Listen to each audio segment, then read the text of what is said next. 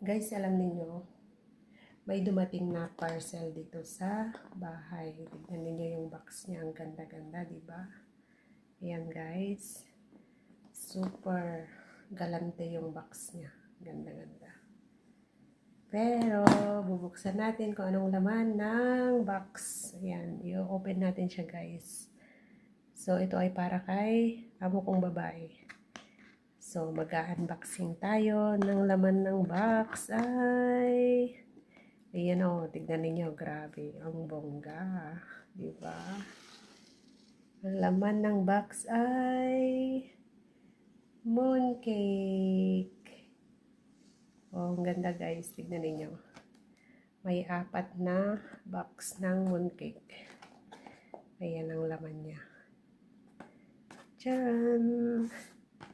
Siguro masarap ito kasi ang ganda-ganda ng lagayan ng box.